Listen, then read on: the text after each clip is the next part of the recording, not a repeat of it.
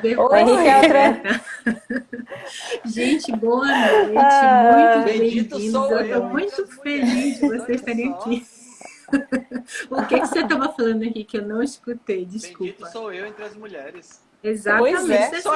Só assim que eu Está... ficar bonito. Eu ficar ao redor de mulher bonita e pronto. Eu Ah, vou para com parecendo isso. bonito. Ele quer confete, né? Ele quer confete. Hoje ele fez aquela chamada lá nos stories sem camiseta, só pra gente ficar olhando lá a Olha. musculatura do rapaz. Gente, bem-vindos. Estou tão feliz de ter vocês aqui. É muito bom, né, a gente poder falar, né, desse movimento, trazer tanta informação bacana para as pessoas e vocês são assim profissionais, né, que eu tenho extrema admiração. Então é um prazer enorme ter vocês aqui, estar com vocês, né, levando essa mensagem, né, adiante aí para as Como é que você pessoas. tá, Milene? Você tá melhor? Eu tô melhor, Henrique, mas nos últimos 4 dias eu não percebi assim grande diferença, né? Eu tava sem voz semana passada, né? Agora eu tô ainda com um pouco de falta de ar, se falo demais eu me sinto cansada, mas estou tomando vitaminas, antibiótico, né, que o médico passou e eles falaram Aham. que isso leva um tempo pra gente se Claro. recuperar, Foi Covid mas mesmo, confirmado? sim, foi confirmado. E, aliás, aqui tá uma loucura, tanta gente É. contaminada e, assim, não tem muito o que fazer, né? Eu acho que todo mundo vai É. passar por isso mesmo. O que tem que fazer é se fortalecer, né? É o que a gente Exatamente, pode eu tô fazer. fazendo. Você viu meu pratinho hoje, né? Que eu postei, né? Uhum. Muita proteína, muita coisa boa, comida de verdade, que não tem outro caminho, né? Mas a gente tá se recuperando bem, graças a Deus. Eu acho que o pior já passou, né? A gente ainda vai ficar aqui enchendo o saco um bocado. Com certeza. Exato. Hoje a gente tem que dar um suporte para mim, que ela não vai poder falar muito, né? É Ela falou verdade. que vai deixar a gente Vocês falar um fiquem à pouquinho mais vontade. para ela descansar a garganta. Vocês estão em casa. Me casa, sua casa. Me cozinha, sua cozinha. Cuidado comigo, porque eu começo a falar e eu Bacana. não paro, sabe? Eu Fica à demoro, mas quando eu, vontade. quando eu engreno, eu vou, né? Não, então vamos começar com você, Paty, porque o Henrique sempre está aqui em casa, a Beta também. Conta um pouquinho pra gente da sua palestra, como é que vai ser. Assim, eu tenho tanta curiosidade que eu quero que você volte depois para a gente ter uma conversa sobre a criançada, orientar. Tem muitas mães aqui, né, que me seguem e eu não sou mãe. Então eu recebo muitas perguntas, né? Ainda que a gente entenda que ok, não tem contraindicação comida de verdade para criança, mas é diferente, né? Quem é mãe, quem é a pediatra, você é especialista nisso, então você tem toda a propriedade para falar no assunto, né? Então, eu sou pediatra, na verdade, minha formação tem nada a ver com nutrição, muito pelo contrário, né? E eu me formei, me especializei em pneumologia infantil, então realmente nada a ver. Só que de uns anos para cá eu comecei a fazer low carb para mim, né? Por razões diversas. E eu descobri que era maravilhoso. Na verdade, eu comecei a me interessar por low carb porque eu tenho um histórico familiar muito importante de Alzheimer. Perdi meu pai recentemente com Alzheimer. E eu tinha perdas de memória. E aí eu comecei a estudar, a ler a respeito e comecei a ver que aquilo era fantástico. Não somente eu prevenia Alzheimer, mas eu melhorei então do meu problema cognitivo. Eu comecei a me sentir melhor, eu comecei a ter mais resultado na academia, eu comecei a ter mais energia, meus sintomas de refluxo foram embora, etc. E assim, é maravilhoso, né? O mundo low carb é maravilhoso. E eu comecei a pensar assim, não, mas espera aí, o mundo pediátrico não é tão diferente assim, né? E por que não? E como pneumologista infantil, né, a gente atende, assim, o que a gente mais atende é paciente asmático, e asmático muitas vezes obeso. E assim, eu vi aquelas recomendações, eu falei, está tudo errado, gente, né? Como é que eu vou pedir para esses pacientes comerem meio pãozinho, uma colherzinha de arroz integral e Aveia, etc. né? Mingauzinho Eles de estão, aveia. eles estão morrendo de fome.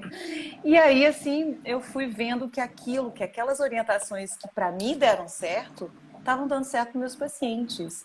E aí eu comecei a me aprofundar na parte de pediatria, questionar um monte de coisas que a gente tem na pediatria como assim, uma ditadura, né? São consensos, diretrizes que ninguém questiona e que tem um monte de coisas que já estão ultrapassadas, muito ultrapassadas, né? E é isso. E aí, assim, fui fazendo meus estudos, meu trabalho, assim, isolado, e de repente teve aquele documentário Super Nutridos, me chamaram para ter uma participação, né? E de repente... foi lá onde eu conheci você. Pois é, aí o Henrique virou para mim: o que você tá fora da rebelião? Por que você não tá na rebelião? Aí assim, e eu fico assim, às vezes é meio acanhada, porque assim, eu não tenho essa formação de nutrição, mas eu vou absorvendo informações, porque eu tô achando assim maravilhoso, né? Eu tô me achando dentro daquele grupo. E é isso. E aí, o objetivo que bom que nós te achamos, né? Lá no grupo, né? Nossa, eu tô amando. E eu vou ter, assim, eu falei assim, bom, o que eu vou falar dentro da jornada da rebelião? Eu falei assim, bom, pediatria é o começo de tudo, né? É o começo de tudo. Eu falo muito um termo em pediatria, eu falo isso para os meus alunos, eu sou professora de faculdade, eu falo muito assim que a pediatria que a gente deve encarar hoje é uma pediatria geriátrica. O que é isso? Eu não penso numa saúde de um ser agora, nesse momento. Eu quero que ele cresça como um adulto saudável e como um idoso saudável. Então, assim, não é um termo meu, é um termo criado por um outro professor, eu falo em pediatria geriátrica.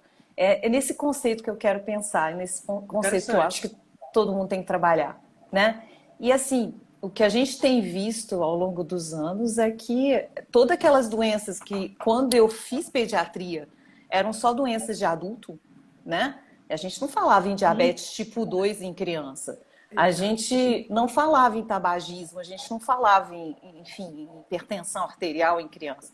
E agora a gente está vendo tudo isso na pediatria. Então, agora é sim uma área de atuação. A gente tem que trabalhar com isso na pediatria. A gente tem que se preocupar com isso na pediatria. E uma curiosidade, doutora Patrícia, existem muitos colegas seus pediatras que estão em busca dessa renovação, porque a gente não ouve muito falar sobre isso, né? Eu tenho 2 pediatras na minha família e eles seguem as normas tradicionais, a gente só mantém o relacionamento familiar, né? A gente não fala sobre comida, porque... É complicado, né? Mais ou menos, né? Vou ficar aqui, né? Mas assim, realmente, em comida de verdade, eu acho que ninguém discute, né? Comida de verdade é um tema que não se... ninguém vai ficar contra, né? Você falar em comida de verdade. Mas o Henrique até já sabe que na última reunião que a gente teve, assim, eu tento ir devagar com algumas coisas, mais lentamente, né? Porque se você também bater de frente, né, totalmente, é complicado, você é expulso do mundo pediátrico. Então, às vezes, a gente tem que usar o caminho do meio, né? A gente tem que ir de mais devagar. Igual aquela piada que diz que o cara tinha alguém chegou para ele e disse: olha, o teu gato morreu. Aí o cara disse: mas você não pode dar uma notícia desse jeito, né? Você tem que primeiro dizer assim: o gato subiu do telhado, depois o gato desequilibrou, aí depois o gato caiu e morreu, né? Exatamente. Aí logo em seguida ele chega assim e diz: olha, a tua avó subiu no telhado. Então, quer dizer, tem que ser devagarinho, né, Patrícia? Porque... traduzindo em comida de verdade, Henrique, a gente faria assim: olha, você tem que dar comida de verdade, mas olha só, dentro da comida de verdade, você escolhe os alimentos com densidade nutricional maior. E qual o alimento com densidade nutricional maior? Bom, a carne, né? Então, a gente vai devagarzinho, né? Basicamente é isso. E tem aquela história de não pode dar ovo para criança na introdução alimentar, né? E tem tudo isso que acaba dificultando a vida dos pais, né? Totalmente. E daí você tem que entrar naquele padrãozinho de introdução alimentar de sempre, e todo esse mito acerca da carne, dos ovos, é bem difícil de lidar. E você estava dizendo dessa dificuldade, a mim falou, né? se existe dificuldade para encontrar profissionais da área de pediatria que atuem com essa abordagem. Gente, é muito difícil. Eu tenho uma criança de 5 anos em casa, né? Me apresentando, eu sou a Beta, Vida Simples Low Carb, para quem não me conhece. E eu tenho um filho de 5 anos, então eu vivo esse universo, né? De ter que buscar informação por conta própria também, porque orientação profissional nem sempre a gente consegue, assim, de qualidade, Sim. da forma que a gente realmente precisa, né? Sim, com certeza. Infelizmente é uma realidade, porque, primeiro, na formação médica não tem tanta nutrição assim, né, Patrícia? Então, Não tem nenhuma. O que é mais incrível é isso, né? A gente vê os médicos sendo atualizados pelas empresas de formulações infantis. O médico é atualizado pela Nestlé, é atualizado pela Danone, é atualizado né? Ele é atualizado por essas empresas. Quer dizer, ele não é atualizado em nutrição, ele é atualizado em novas fórmulas, ele é atualizado Sim. em novos produtos. Infelizmente, é uma realidade. E não é só aqui. Pelo que eu tenho visto, e que eu tenho ouvido e escutado, eu escuto muito podcast de fora, parece ser algo geral na formação médica em todo lugar, né? Sim, pediatria, então, é muito mais intenso, né? Pediatria, eu cheguei a falar isso na nossa reunião, pediatria a gente é abordado ainda na formação. Na residência pediátrica, eles visitam a gente no hospital, vão presenteando a gente, é fórmula, é aquilo. E, assim, ou é indústria alimentar ou é indústria farmacêutica, porque a gente também recebe um monte de amostras para usar, né? Para você poder distribuir aos pacientes. Então, ninguém vem para te falar de prevenção, porque prevenção não dá dinheiro, né, gente? Prevenção é você cuidar dos seus hábitos alimentares, cuidar de, né, você se preocupar se a criança está fazendo atividade física, se ela está dormindo bem. Isso não dá dinheiro, gente. Isso dá só saúde para o paciente, né? É verdade. Quem não gasta, Eu queria comentar um lucro, assunto. Né? Aproveitando que a gente está falando disso, eu queria comentar até, aproveitando que a doutora está aqui, um assunto que é bem polêmico, bem complicado da gente abordar, que é o aleitamento, né? Eu tive, assim, medo de não produzir leite suficiente porque eu tenho uma mamoplastia. E eu já fui com esse medo, mas graças a Deus eu não tive essa dificuldade. Eu consegui amamentar o meu filho com exclusividade até os 6 meses. Mas depois, se você precisa, ou, né, quando é o caso, introduzir uma fórmula, você não consegue encontrar. Não. Eu acho que congelou a... Congela, né? Tem várias perguntas, Congela. as pessoas estão enlouquecidas sobre essa questão infantil. Teve até uma moça que disse, Henrique, não sei se você viu, você tem que fazer a Rebelião Kids, e eu totalmente concordo. Eu acho isso ótimo. Nós vamos ter que arrumar mais maravilhosa. pediatras, Henrique. Tem que arrumar. Rebelião Kids, Rebel Kids, Rebel Kids. Eu concordo. É sério, é verdade mesmo, porque se não dá o exemplo, eu tenho várias amigas assim, que elas comem tudo errado, mas elas querem que a criança coma direito, né, as minhas amigas. Mas eu acho tão difícil aquela coisa, faz o que eu mando, mas não faz o que eu faço. A gente tem que dar o exemplo, né? A gente tem altos paus sobre isso, né? E a gente é amiga, a gente tem liberdade para falar. Mas não faz sentido, né? Como que a criança vai mudar se os pais estão com a casa cheia de biscoito, de porcaria, de chocolate, né? Muito complicado isso. A gente perdeu sua pergunta. Muito importante, né? Roberta, você começou a falar do aleitamento, falou que teve medo, quando você chegou em fórmula, sua imagem congelou. Você pode repetir? Ah, sim. Vamos lá. Não, na verdade, o que acontece? Eu tive esse medo, né? Mas eu consegui amamentar meu filho com exclusividade até os 6 meses e depois veio a introdução alimentar. Mas eu sei que em muitos casos existem as mães que não conseguem, por algum motivo, amamentar e não têm acesso a uma fórmula de qualidade, porque todas as fórmulas que a gente encontra no mercado hoje são de uma qualidade péssima, né? A maioria que estão ali no mercado, exceto algumas que você encontra fora, que você tem que comprar por um preço absurdo e é muito inacessível, a gente não tem acesso. Então, qual que seria? O que a gente faria nessa situação, doutora? Então, não tem muita solução, né? Tem, né? It is what it is. Na verdade, assim, eu tento sempre prevenir o problema, né? Então, assim, muitas vezes aleitamentos que não dão certo foram aleitamentos que não foram orientados corretamente. Então, aquela consulta da gestante, em que a gente fala de amamentação, a gente pergunta como é que é a mama, se às vezes tem um bico invertido. Então, a gente tenta prevenir o problema, né? E deixar ela mais tranquila, né? Sobre o que ela quer fazer, se ela quer amamentar, etc. Deixar ela mais, eu gosto muito da palavra empoderada, né? Eu dou poder a ela para ela poder encarar uma amamentação. Depois a consulta da primeira semana é super importante também, porque a gente pega as dificuldades de amamentação exatamente nos primeiros dias. Se você deixar passar mais de uma semana, você perde esse momento e aí você acaba tendo um desmame desnecessário às vezes, né? Então, isso tudo é muito importante. Às vezes elas chegam, às vezes com as pessoas falando no ouvido, né? Não, a minha mãe ou minha sogra está falando que ele chora muito, ele deve estar com fome, não é possível. Aí eu sempre brinco com elas, eu falo assim, eu só discuto depois de pesar. Porque aí às vezes a criança ali deveria ter ganhado 700 gramas, ganhou 1 quilo. Eu falo assim, ó, esfrega esse peso na cara de todo mundo e manda todo mundo pastar. E aí, assim, eu tento proteger a amamentação com unhas e dentes. Às vezes, a gente não consegue. E aí, a gente tem que partir para as fórmulas, não tem jeito, né? Mas o que eu faço é que eu falo assim, olha, fez aniversário de 1 aninho, a gente canta parabéns e a gente fala tchau para as fórmulas. Assim, ano é assim, tchau para as fórmulas. E aquelas fórmulas de 1 ano a mais, aqueles compostos lácteos, pelo amor de Deus, esquece isso. Tá? Então, assim, a gente tenta resgatar o máximo que a gente consegue. Basicamente se for dentro de uma perspectiva de uma sequência natural, seria 6 meses, começa já... 6 meses, aquilo que você falou na reunião, né? Dependendo dos reflexos das crianças... Sinais de prontidão. Né, sinais de prontidão. Já começa a diminuir a amamentação e começa a comida de verdade.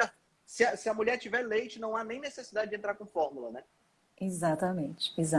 De jeito nenhum. Tem gente que me pergunta assim, quando é que a gente entra com fórmula? Eu falei, você não está amamentando? Por que você quer fórmula? hein?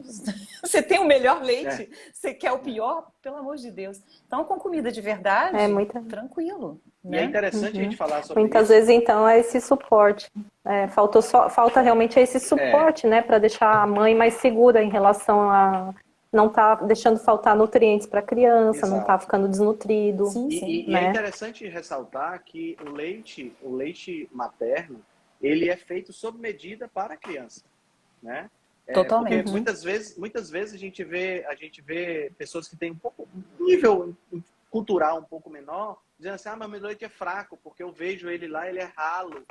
Mas porque está comparando com o leite de vaca, né? Que tem formulação para bezerro, né? Então, ele é muito maior, muito mais rico em termos nutricionais, mas é porque a quantidade é maior porque é para o bezerro. O bezerro nasce com, sei lá, 70 quilos, 60 quilos, 50 quilos, né? Então, é bem diferente de um bebê humano que tem uma necessidade diferente. E eu acho, né, que é outra coisa também que eu acho muito interessante, é a adequação mãe-criança, né? Porque tem toda uma programação, uma adequação que vem desde do momento da concepção, da epigenética, do parto normal, né? Que a mãe, quando ela oferece o peito para a criança, ela está oferecendo algo que é muito sincronizado do ponto de vista alimentar, né?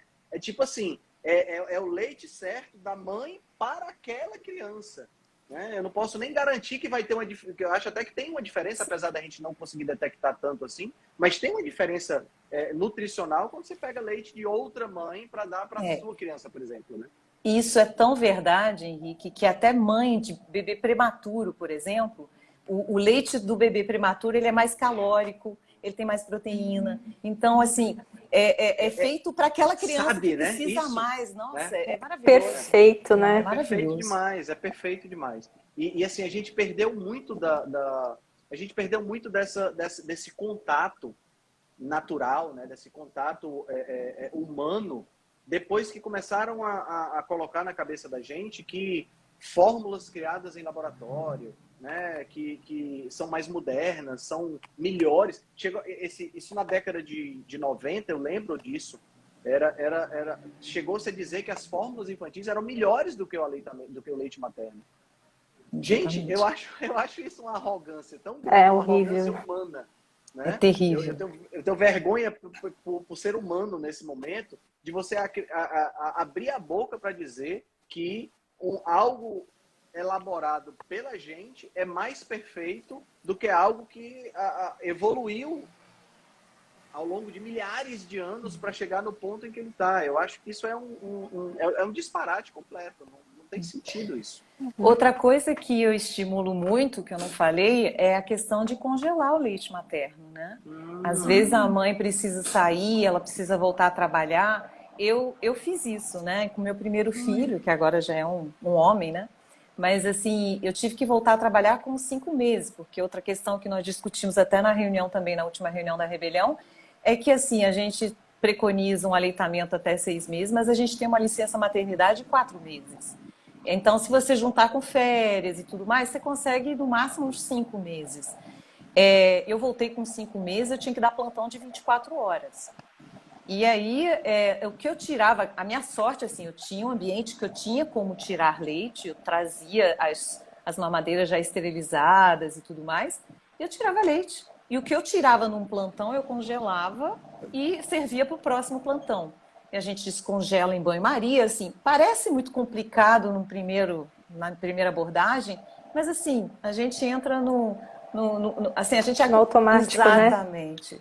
Então, assim, eu tento de todas as formas manter o aleitamento materno e se não der, não deu. E aí, assim, também levar essa culpa para o resto da vida, isso, Claro. né? Não tem como. É Né? Eu trouxe engraçado uma isso. questão. Oi?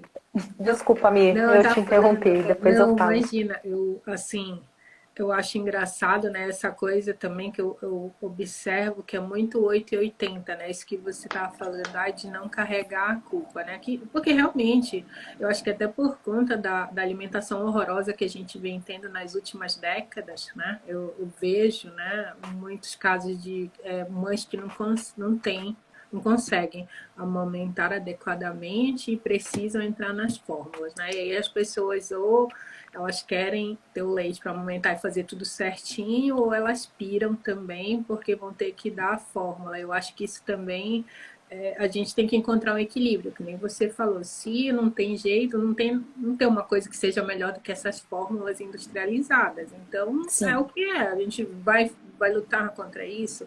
Eu acho que mesmo quando a gente compara com a alimentação adulta, beleza, a gente veio se alimentando super mal até uns anos atrás. A gente que está aqui na vanguarda falando sobre comida de verdade. A gente mudou, melhorou tanto. Então, imagina uma criança que é um carro novo saindo da fábrica, precisou usar a fórmula por um tempo, até um ano, você falou, seria ideal, vira a chave, larga daquilo, né? E assim, vida que segue, né? Eu acho que as pessoas Sim. também têm que tirar um pouco dessa carga, desse pesar, né? Ai, meu Deus, se eu não faço 100% das coisas corretas, meu mundo vai acabar, meu filho vai ser assim, vai ser assado, vai ser menos inteligente. Como é que você vê isso, doutora Patrícia? Que eu observo muito isso no dia a dia das pessoas, essa loucura da perfeição, né? Tanto para si quanto para os filhos. A minha função é abraçar elas, né? É dar suporte, né? E não assim, deixar mais estressado do que elas já estão. E tá, assim, vamos confessar, vamos combinar uma coisa, assim, tá difícil criar um filho atualmente, né?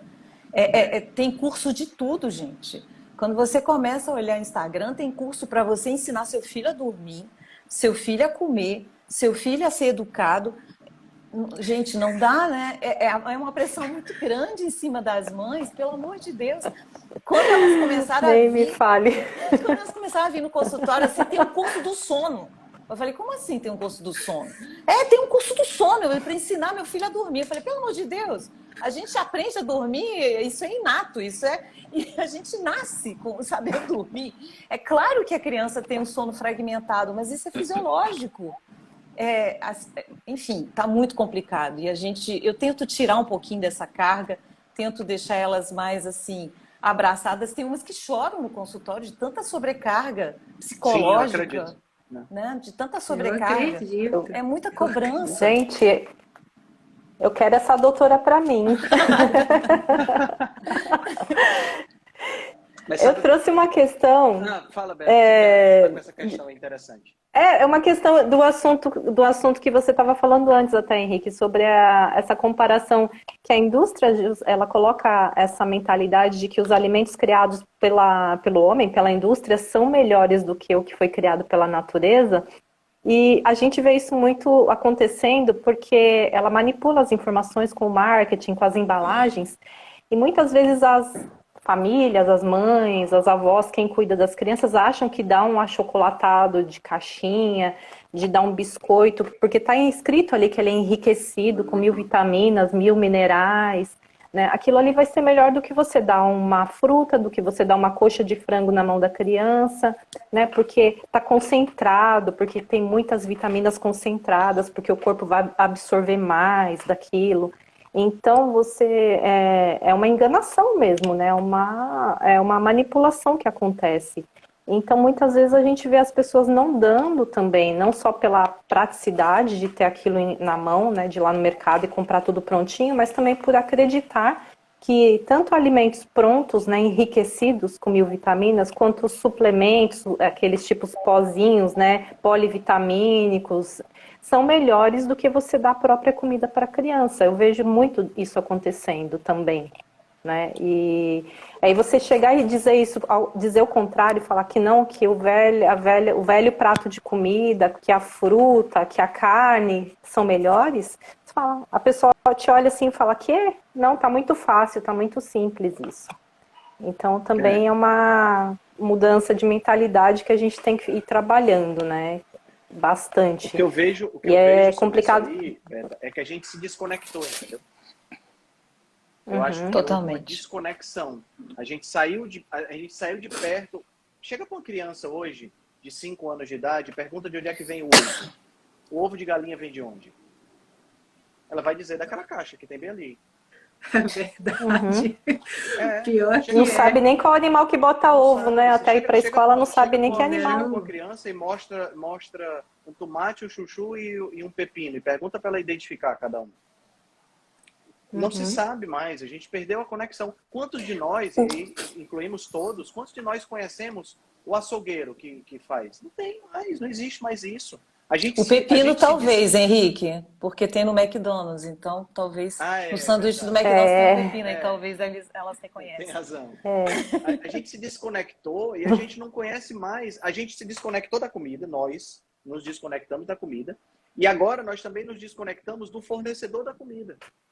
A gente não conhece o açougueiro, a gente não conhece o cara que produz a nossa maçã, a gente não conhece nada. Então, essa desconexão, ela é muito ruim para a gente, porque o alimento ele está no cerne do nosso comportamento, ele tá no core do nosso comportamento. Tudo que a gente fazia no passado girava em torno de 2 coisas, alimentação e reprodução. E a gente se distanciou disso a tal forma que hoje a gente tem fast food que entrega na nossa casa uma carne que eu não sei nem se é carne, e site de pornografia que faz sexo por mim. Pensa na distância que nós estamos da vida. A gente está completamente distante de tudo. Tá entendendo? A gente não se conecta mais. E aí a gente tem uma situação onde a gente está perpetuando essa desconexão. Entendeu?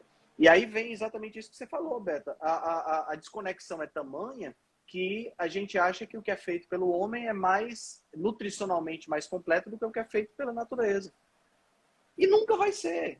Porque por mais que a gente tenha a noção exata, infinitesimal, de todos os constituintes que tem naquele pedaço de carne, a gente nunca vai ter a matriz alimentar colocada ali.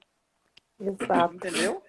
E assim, a gente nunca vai ter também, e era uma coisa que a gente deveria estar fazendo, mas a gente nunca vai ter o passo anterior, que é o passo de cultivar, que é o passo de caçar, que é o passo de ter a oportunidade de você ter o respeito por aquele animal, abater aquele animal. Por que o movimento vegano ganha tanta força? Porque os veganos não fazem a mínima ideia do como é que o animal é produzido. Eles não vão lá na lavoura ver que as vacas estão pastando. Eles não sabem nada disso. Eles acham que as vacas sofrem a vida toda e servem exclusivamente de comida. E não é assim. tem que ter respeito pelo animal, tem que ter respeito por aquela vida que você está tirando.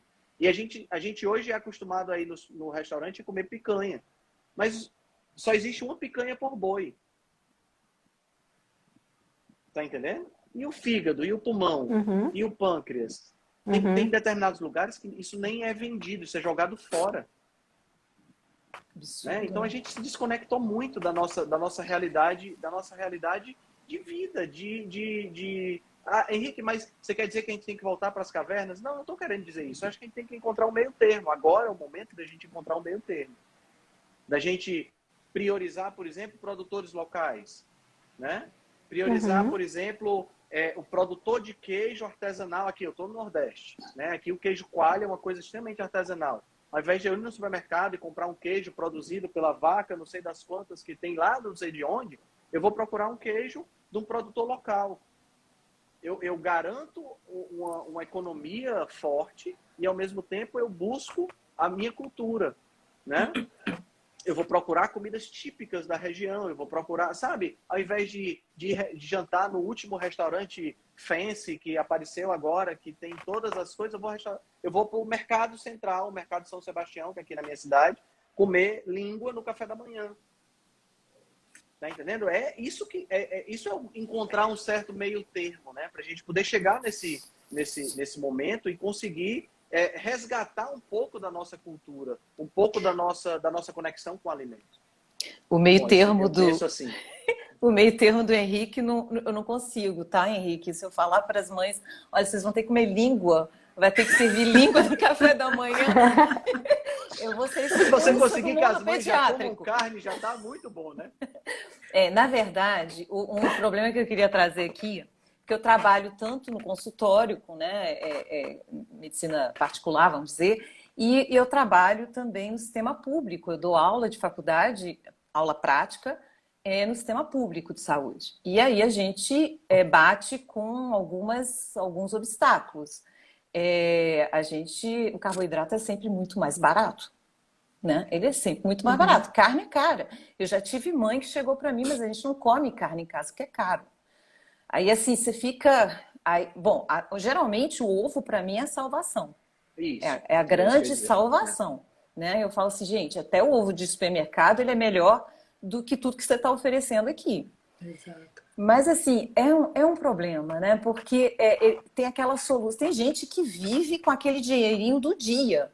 Então, assim, eles levaram para o médico, eles têm R$ 5 na carteira, então vai comprar aquele biscoito de R$ 1. Entendeu? Eles sobrevivem dia após dia. Não é uma questão assim de orçamento familiar. É muito mais complicado do que isso, né? Então, a criança está chorando que está com fome, eles vão lá e compram aquele biscoitinho de centavos, aquele isopor amarelo, porque vai fazer a criança calar a boca. Ela vai parar de chorar. É muito complexo, né? Vai muito além do que a gente... Quando a gente fala assim, parece que a gente está simplificando, mas é algo que exige uma reforma global, entendeu? Exatamente. Não é uma coisa que você chega com a varinha de condão. E é isso que o pessoal, a galera do veganismo não entende. Não é simplesmente eu chegar e dizer assim, vamos acabar com a carne. Sim, e as pessoas que dependem da carne para viver vão fazer o quê? Hoje no mundo nós temos 1 bilhão e 200 milhões de pessoas que dependem da carne para viver. E eu não estou falando dos grandes latifundiários. Esses aí podem vender os helicópteros dele e continuar vivendo. Tá? Eu estou falando daquele que tem 2 vaquinhas lá no quintal e que lá no interior do estado, aqui lá no interior do Nordeste, usa essas vaquinhas para obter leite e vez por outra reproduz e consegue abater uma para poder comer. E essas pessoas, como é que a gente vai fazer? Nós vamos ver de quê? De sol? Tá entendendo? Então, a situação realmente não é uma questão fácil e a gente precisa, o que eu vejo é que a gente precisa discutir mais sobre esse assunto. Precisamos falar mais sobre isso. Né? As pessoas precisam falar. E precisa ter gente que fale sobre esse assunto e que seja ouvido no âmbito onde as decisões são tomadas. Porque a gente está discutindo esse assunto aqui e esse assunto não vai chegar na Câmara de Vereadores de Fortaleza. Não vai. Mas eu preciso ter um vereador lá. E a gente é tão desconexo com isso que a gente perdeu essa conexão também. Né? A gente não conhece o nosso vereador. Lá nos Estados Unidos é uma coisa interessante, eu acho até interessante esse modelo que eles têm lá. que o senador tem uma linha aberta com a população. O senador que está lá no Capitólio, que ele está lá tomando decisões, ele escuta os eleitores dele. A gente não tem esse contato aqui, né? Então seria interessante, por exemplo, vamos imaginar, eu sendo vereador, aí eu vou dizer, olha, a gente tem que fazer uma reformulação na cesta básica do Estado. Nós temos que tirar o excesso de carboidrato e transformar as 2 latas de sardinha em 5 latas de sardinha e 30 ovos. Tá entendendo? E por A mais B, mas aí sou eu lá na Câmara de Vereadores, a gente precisa ter essas pessoas lá. Eu não tenho nenhuma veia política, nada. Eu de política nem sou eu. fora. Pelo amor de Mas a Deus. gente precisaria ter uma pessoa que pudesse tomar esse tipo de É por isso que a gente está lá, aqui, né? É por isso que a gente está aqui, né? Exato. É verdade. Mas assim, falando de maneira simplista, né? Eu enxergo assim 2 vertentes muito claras, assim, principalmente no Brasil. Esse foi até um dos motivos pelos quais a gente se mudou, né? Eu vejo que tem uma camada que é privilegiada, assim, pode não ser rica, milionária, mas que tem essa cultura VIP, né? Eu quero ir no melhor restaurante, eu quero comer o melhor disso, daquilo outro, e Deus me livre me misturar, alguém me vê no mercado. Infelizmente, a mentalidade latina tem muito disso, assim, de ostentação. Não, Deus me livre, alguém me vê no mercado ali perto dos peixes, Deus me livre sair de lá fedendo a peixe, vou colocar minhas roupas, meu carro, chegar perto disso, então aí a pessoa já vai para aquele extremo lá, e acha, inclusive, que assim, o produto industrializado, quanto mais caro, melhor. Porque aí eu posso pagar por aquilo. E aí a pessoa não vai buscar uma outra alternativa. E existe essa outra camada que é extremamente pobre mesmo, que não consegue nem entender. Ela está numa situação, né? E a gente olha ali a pirâmide de necessidades de Maslow, que a pessoa está com necessidade de sobrevivência, que ela não consegue nem pensar muito além das necessidades fisiológicas dela. E ela não consegue ter esse diálogo de entender que comendo proteína, seja mais barato, seja ovo, seja fígado, cérebro, bobó, bucho, o que seja, né? Que essas carnes que são consideradas menos nobres e que são mais baratas, né? que faria muito bem para elas, porque elas não conseguem nem ter esse discernimento. Então, realmente, é uma cratera que existe aí e não é simples de se resolver isso. A gente precisaria, né, de a intervenção política de pessoas que tivessem essa vontade, né? Que nem aqui a gente está falando, bom, a gente não tem veia política, a gente nem gosta, porque a gente é tão enojado com o nosso sistema político que a gente não tem nem vontade de se meter ali, né? Mas alguém tem que fazer mesmo, né? Eu acho que a gente faz aqui, né, de forma pública, com as pessoas que a gente conhece, com nossos seguidores, com quem a gente pode influenciar, mas realmente uma luta árdua, é difícil, é triste, né? A gente vê que, assim, é um negócio tão grande, né, que poderia ser melhorado, que não é tão difícil de mudar, mas você tem que mexer em coisas que estão enraizadas, né? É uma mudança de mentalidade, é uma mudança política, é algo grande, né? E aí a gente aqui vai nadando nessa rebelião, né? Para mudar a opinião de quem a gente pode, né? De ajudar as pessoas a enxergarem além, né? Mas já tentando conscientizar as pessoas, porque eu falo muitas vezes, o que acontece? Eu estou em Minas, né? Juiz de Fora. A gente atende muito paciente de pequenas cidades ao redor, tem muita gente que trabalha, que mora em zona rural, né? E assim, zona rural é até mais fácil, porque muitas vezes tem galinha, tem vaca, tem acesso a banha de porco, enfim, é mais fácil. Mas muitas vezes essas pessoas, por falta de orientação, elas vão para o supermercado comprar as farinhas de cereais, né, os compostos lácteos, porque não sabem, acham que estão fazendo o melhor para o filho. Então, eles não têm dinheiro, eles deixam aquilo que é o melhor que eles têm acesso para comprar a porcaria.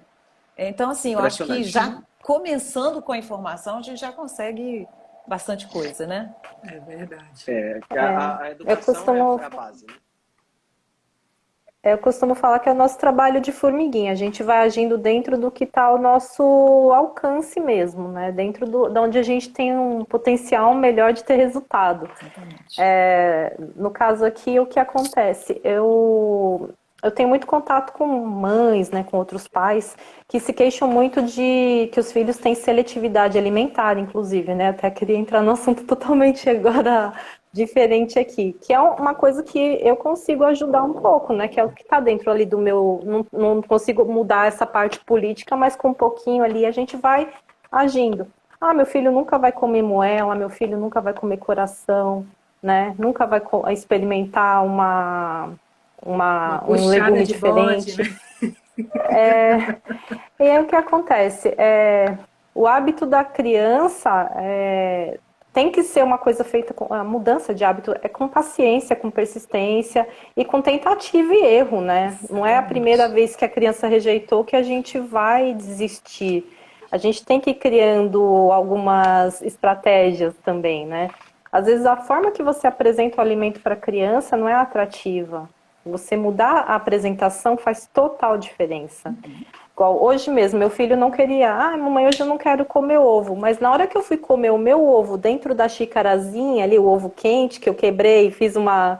Ele, eu quero também. Aí ele decidiu comer o ovo. Então, por quê? Tava dentro da xicarazinha de café, numa outra apresentação. Não era só o ovo cozido descascado E ali. porque a mãe Então, às estava vezes, uma comendo. forma. Porque eu Exatamente. Porque a estava mãe estava comendo. comendo. É o exemplo, Exemplo. então não adianta a gente, foi aquilo que a Mi falou lá no comecinho, não adianta você agir na base do faça Que eu o que eu mando. digo, mas não faça o que eu, faço o que eu mando, mas não faço o que eu faço. Você tem que ser um exemplo em casa também, e você vai ter que ser realmente, a criança está o tempo inteiro te observando. Se você não estiver fazendo, ela vai fazer, ela vai, minha mãe não faz, meu pai bebe cerveja, enfim, né, eu vou, também acho que é isso que é legal fazer. Então a gente tem que sempre tomar esse cuidado. Quem tem filho, quem pôs filho no mundo, gente, Tem tem a responsabilidade. o Não bônus e adianta a gente ônus, querer né? fugir. A, Exato. A responsabilidade é nossa. a seletividade ela começa muito por volta dos 2 anos de idade, né? Geralmente é a fase que começa a dizer não, eu não quero, quer comer sempre a mesma coisa, né? O pessoal E chama o de que a gente... terrible two, né? Exatamente. Bem isso. Tem a neofobia também, que não quer experimentar nada novo, né? Aham. Mas assim, eu acho que está muito ligado ao fato de que os pais conseguem ter um certo controle na alimentação no primeiro, segundo ano, mas o que vai sobreviver é a alimentação da família. O que vai ficar definitivamente é a alimentação da família. E aí não tem jeito. Exato. Se os pais não comem corretamente, se os pais não têm uma alimentação com comida de verdade, não vai rolar. E ainda por cima coincide com a fase que eles começam a falar. E aí eles deduram os pais, é muito engraçado no consultório, de vez em quando eles falam assim, por que eu tenho que comer isso se você não come? Né? Meu pai comeu coxinha ontem. Então eles vão dedurando, sabe? Então não tem como fazer milagre. Por que você quer que a criança coma tudo certinho se você não faz certo? Né? É até desleal, né? Não faz nenhum sentido. Verdade. Não faz nenhum Verdade. sentido. Não, Tem muitas memórias da minha infância, sabe, que eu trago que são realmente, é isso que você falou, a gente vai carregar pelo resto da vida, é o que a doutora falou. Porque alguns hábitos que eu tenho Pode me hoje são chamar de coisas que eu carrego Patrícia. lá da infância. Pode me chamar de Patrícia. Esse hábito mesmo de comer o ovo dentro da xicarazinha é um hábito lá da minha infância. Até postei hoje nos meus stories. Então são coisas que você carrega, são memórias que você vai criando com seu filho, coisas que são agradáveis, que ele vai achar gostoso de fazer, né? Uhum. Então a gente tem que realmente trabalhar nisso, não é só naquela coisa come, come, come. Também tem que ser uma coisa mais lúdica, né? Tem que ser algo mais que envolva a criança, traz para participar, traz para preparar o alimento junto, traz para entender de onde que vem o chuchu, de onde que vem o ovo, né? Leva para fazer a compra. Exatamente. Tudo isso, desde a hora que você... E o mais desde importante, a origem do alimento. e não ter em casa os alimentos que são extremamente hiperpalatáveis que vão fazer a concorrência ficar desleal. Porque também assim, Não tem jeito. eu tento fazer meu filho comer comida de verdade e tudo mais. Aí só que ele vai na despensa e ele tem lá biscoito recheado de chocolate, de morango, chilitos, fandango, escambau de coisa. Aí, meu amigo, não tem condições. É uma concorrência totalmente Aí não tem jogo, né? Não tem jogo. Não tem. Aí você já... É bem isso, gente. Já tá começando de joelho, já. Não tem como a gente também isolar a criança da vida, né? Do mundo. Sim. Eu gosto muito da forma de abordagem do Robert Lustig, né? Ele fala que assim, para você fazer uma limpeza do seu ambiente, se você limpar seu ambiente, né? Se você criar um ambiente clean, você consegue fazer com que 95% do tempo a criança coma comida de verdade. Exatamente. Isso é a primeira coisa. Se você tiver amizades que têm o mesmo comportamento, que têm filhos, são amigos dos seus filhos, você consegue ampliar isso um pouco mais.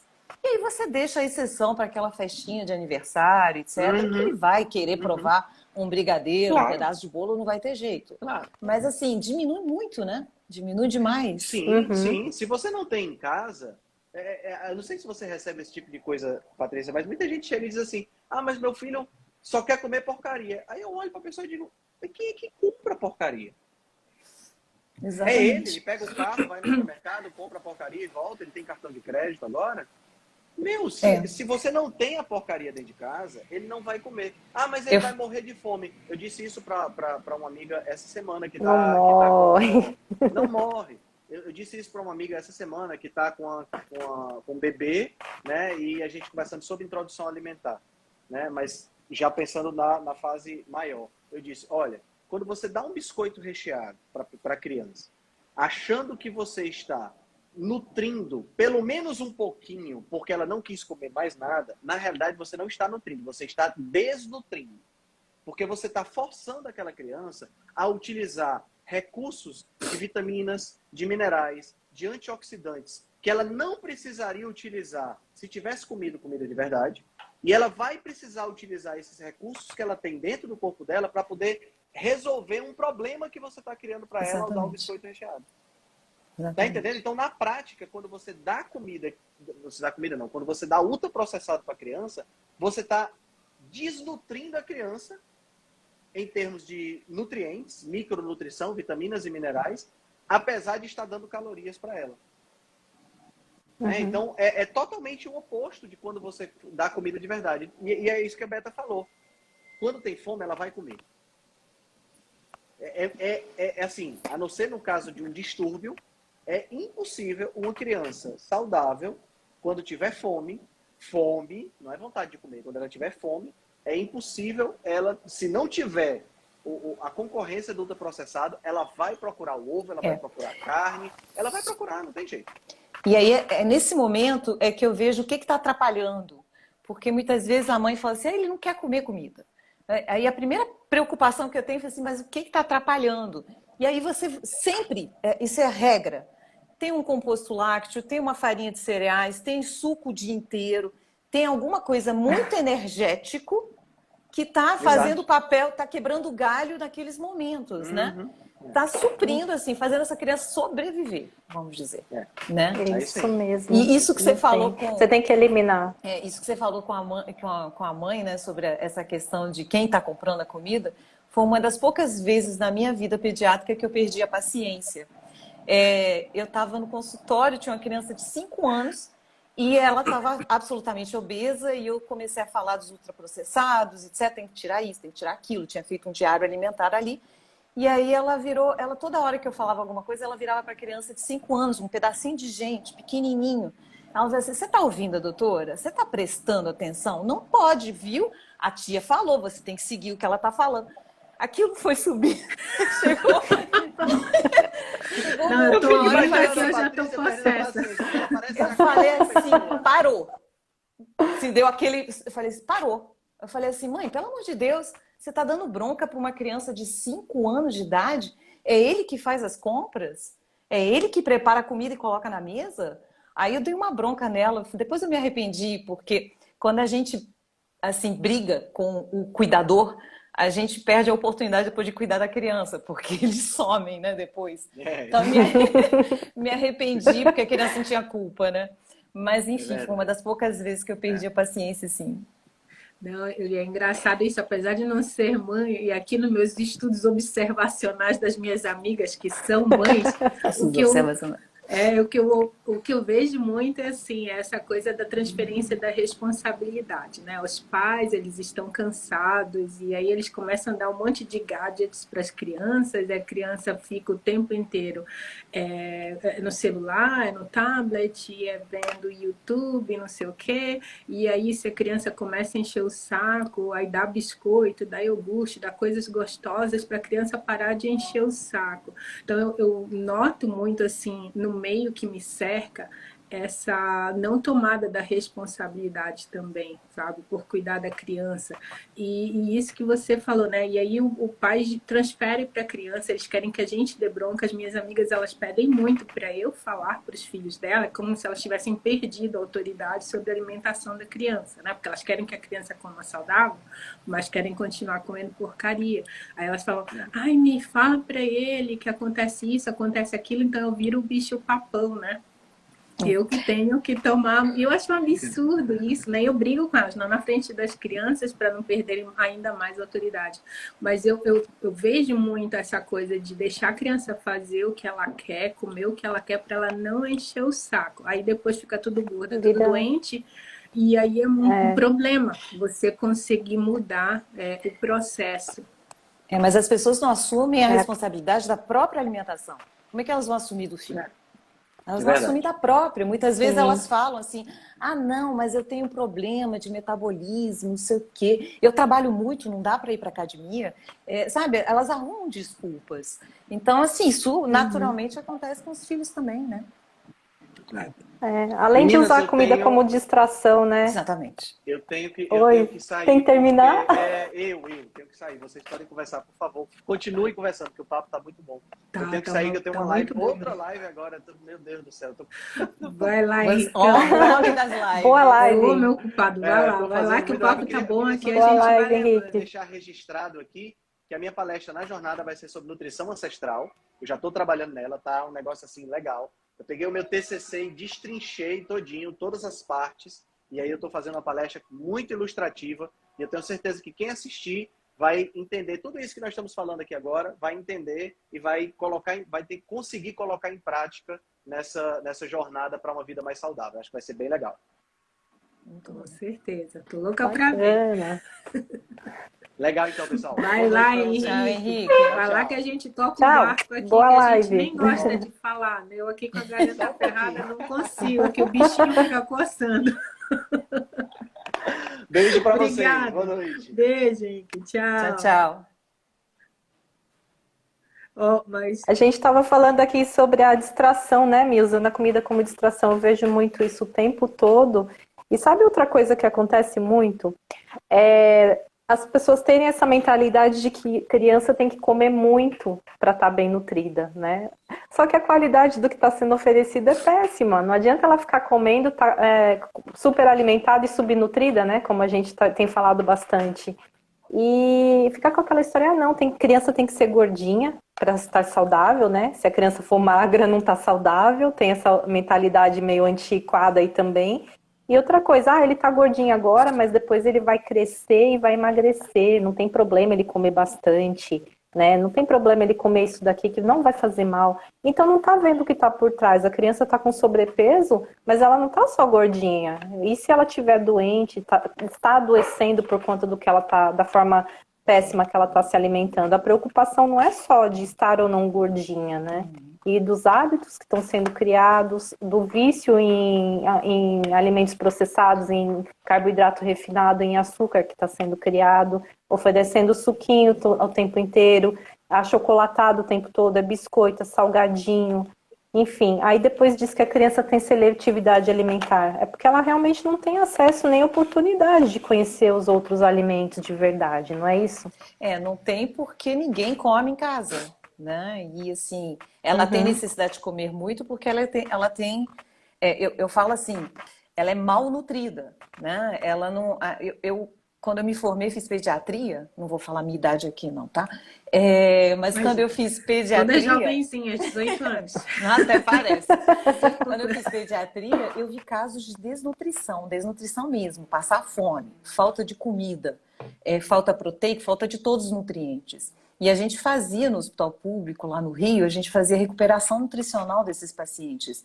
Eu vi coisas assim de a pigmentação do cabelo, quando começa a desnutrir, para de pigmentar o cabelo. Aí quando você começa a recuperar nutricionalmente essa criança, ela fica só com aquela faixa mais clara e começa novamente a pigmentar o cabelo.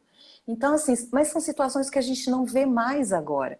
Porque agora o malnutrido, ele é obeso. Ele é obeso.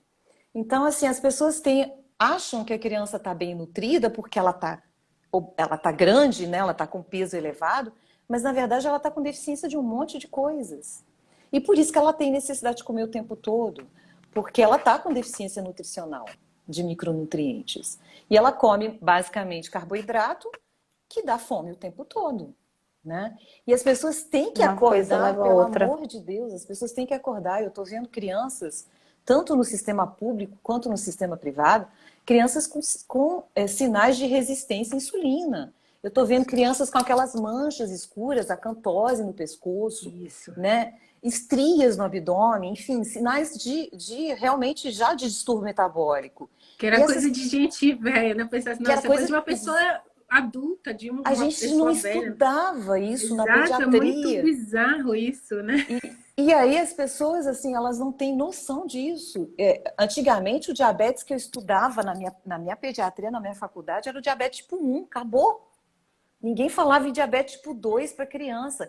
E agora a gente já está falando de diabetes tipo 2. E as pessoas têm que ter a consciência de que quando uma criança de 7, 8 anos já tem sinais de resistência à insulina, de pré-diabetes, ela vai ser porque isso demora um pouco para se manifestar, né? Isso não é uma doença que acontece, não é uma pneumonia, né? Que é rápido, em dias. Então, vai ser um adulto jovem, 20 e poucos anos, com diabetes, e aí ele vai ter ele vai ter muito tempo para fazer as complicações. Ele vai complicar, com certeza.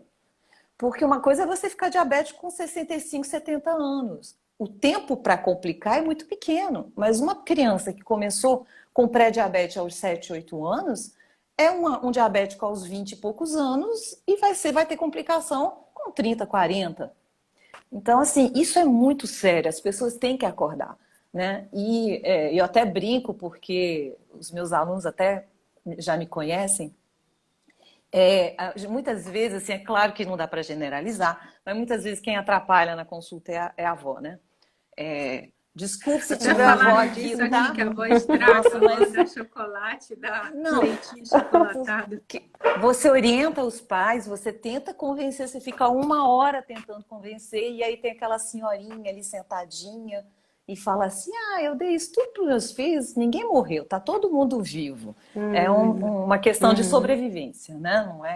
Não é qualidade de vida, mas tá todo mundo diabético, tá todo mundo obeso, tá todo mundo com problema de saúde. Sim, e a qualidade de vida, cadê, né? Não é só sobreviver. E a qualidade de vida, e a autonomia depois, quando vai ficando mais velho, começa a apresentar um monte de problema de saúde, vive à base de remédios. E multiplica e aí isso. A tal da medicina... A medicina geriátrica, isso, né? Que você falou lá no começo. Pediatria geriátrica. E impacta a cognição da criança, que as pessoas elas enxergam as coisas separadas, né? Binárias. Elas não entendem que assim tá tudo reunido e que a alimentação tem um peso gigante nisso, né? E aí você vê um monte de crianças com déficit de atenção, com deficiência cognitiva, não conseguem ler, demoram a falar, né? E vivem assim no universo paralelo, e as pessoas não entendem que isso também está relacionado com o tipo de alimentação, né? E aí começa a dar remédio, aí fica estressado, aí leva para cá, leva para ali, e não consegue entender que isso poderia ser evitado com uma Tá tudo junto, né? Exato, as pessoas elas enxergam tudo separado. Isso é uma coisa assim que Assim, eu também, A né? Não posso nem cabeça estar tá falando. grudada, né, gente? Quer Assim, ver? até um A pouco. cabeça tá grudada no corpo. Exato, até porque 7 anos atrás também. Ainda bem que eu fiquei doente, senão eu ia estar pensando do mesmo jeito. Você arruma um remédio para arrumar uma coisinha aqui e ali, só que você não pensa que o organismo é algo assim que está todo integrado, né? E que se você não come direito, vai afetar estômago, intestino, cérebro, né? Tudo está comprometido. E aí Todo, é Todas as triste isso. crianças estão constipadas agora. Todas as crianças têm constipação. Uhum. Virou assim, na pediatria é normal uma criança ter constipação. E aí você vai ver por quê? Uhum. Porque a alimentação está errada, né? Olha, eu vou falar sobre o meu filho, né? Assim, acho que a gente já está com mais de uma hora de live aqui, mas dando um exemplo, a alimentação aqui em casa é muito controlada, mas quando ela sai do controle, quando em períodos assim de, quando tem visitas em casa, quando está em férias, quando vai numa festinha, manifesta imediatamente, assim, ele muda totalmente, ele começa a ter diarreia, ele fica até com cravinhos no nariz, a pele dele fica grossa, sabe? Tem erupções na pele e começa a ter aquela coisa assim de ir no banheiro várias vezes ao dia, enfim, o comportamento muda, porque criança que come muito açúcar também, né? Quando tá vivendo à base de açúcar, fica hiperativa, fica irritada, fica... Agressiva, né? dorme mal, agressiva, dorme mal. Então, tudo isso tá relacionado com a alimentação. E muitas vezes, essa questão que a Mi falou, os pais às vezes não entendem qual é a causa, e a causa está na alimentação também, né? Uma situação que é muito comum para mim, que sou pneumo infantil, é o asmático obeso. Aí me procura para medicar, né? Para tratar a asma.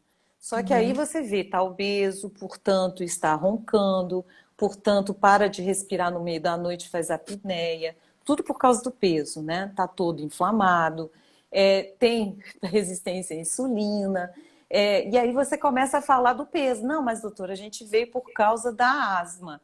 Não, mas olha só, não dá para separar, né? São coisas que ele vai perder peso, provavelmente ele vai conseguir fazer exercício físico agora, porque agora ele não está conseguindo, ele vai dormir melhor, portanto a atenção dele na escola vai melhorar, a asma dele, consequentemente, também vai melhorar, e assim, mas é muito difícil convencer as pessoas que está tudo interligado, né? Exato. Eu imagino, deve falar, não, essa doutora não é boa, ela não deu um remédio para asma, né? Deve sair com essa opinião, eu não né? perguntei para ela sobre isso, só pedi remédio de asma. Ela tá se metendo no...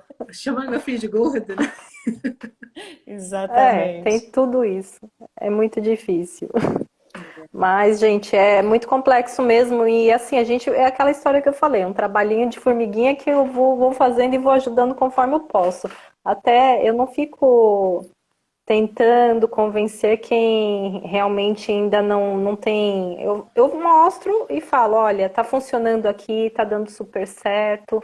Mas, infelizmente, a gente não consegue impor, né? Então, acho que a informação é a melhor ferramenta que a gente tem. Vamos divulgando informação Informação e e cada um exemplo, vai ter né, um Beta? Eu exemplo. vejo que as pessoas elas têm o tempo delas de entendimento. Realmente não adianta a gente impor. Exato. Eu acho que Uhum. todas nós que temos nossos canais, né? Eu acho que todo mundo começou muito porque percebeu, né, essa mudança, né? Essa magia que acontece quando você come, né, direito. E aí você começa a aparecer, as pessoas percebem, notam que você tá melhor, que alguma coisa de diferente está acontecendo e elas querem saber porque todo mundo quer uma fórmula mágica, né? E aí você começa a mostrar seu dia a dia. Algumas pessoas estão preparadas para entender aquilo, outras não. As pessoas têm o tempo delas e eu acho que o melhor que a gente pode fazer são duas coisas, que é a informação e o exemplo. E aí segue quem quer, porque realmente não dá e muita gente chega, briga porque não acredita, só que aí a gente acaba notando esses comportamentos que a gente está discutindo aqui, né? As pessoas querem, mas elas arrumam desculpas, elas transferem a responsabilidade para os outros, querem um remédio, né? Mas eu torço muito, né, para que as pessoas cheguem nesse seu tempo de amadurecimento, de entendimento que é algo maior, que a gente tem que tomar essa responsabilidade, que não dá para terceirizar. Muito legal o trabalho que a doutora Patrícia faz, né, essa visão, né, de medicina infantil. Mas no final das contas, cada um de nós precisa ser um pouco o seu médico, né? A gente não pode levar tudo. Eu acho que o mínimo que a gente pode tentar descobrir, aprender e fazer melhor, a gente tem que assumir essa responsabilidade, porque é muito conveniente, né, no nosso dia a dia, a gente transferir a responsabilidade, né? Aí vai a mãe, né, com a doutora Patrícia de dar, me arruma um remédio para curar a asma, mas assim, é porque todo mundo está em busca da pílula mágica para resolver milagrosamente um problema, ao invés de olhar a raiz, né? Porque eles só querem curar sintomas e não buscar a raiz do problema, né? Que nem Tem a uma coisa da mãe, obesidade, né? Pode falar, doutora Patrícia. tem uma mãe que me pergunta assim, não dá para passar um suplemento, como é que é? Um remédio para abrir o apetite? Aí eu falei, do jeito que está a alimentação da sua filha, se eu colocar um remédio para abrir o apetite, em vez de comer um pacote de biscoito, ela vai comer 2. Aí ela me olhou e falou assim, será? Eu falei assim, com certeza. Vai ser o demônio da assim, Tasmânia, né? Vai ser comendo. exatamente. É a qualidade que você tem que mudar. A gente tem que... né? Tá totalmente... Eles querem uma coisa mágica, né? A praticidade, a facilidade. Mas Verdade. a gente abraça quem realmente quer, né? Exatamente. Meu marido sempre fala assim, quando a pessoa fala assim, eu queria tanto, você queria ou você quer? Se queria, né? Não tá no momento. Se você quer, eu te ajudo. Exatamente. Então, sejam todos bem-vindos aos nossos canais. Quem tiver querendo absorver a informação. É isso aí. Então, o pessoal estava perguntando, né, dos nossos canais. Quando eu salvar a live, eu vou deixar, né, o canal da doutora Patrícia, da Beta, do Henrique, né? E aí vocês podem seguir, porque aqui é muito confiável, né? Todos nós aqui nos cercamos das melhores informações, fazemos uma boa conexão e é muito legal que essa nossa comunidade aqui de comida de verdade é bem unida, bem estudiosa, né?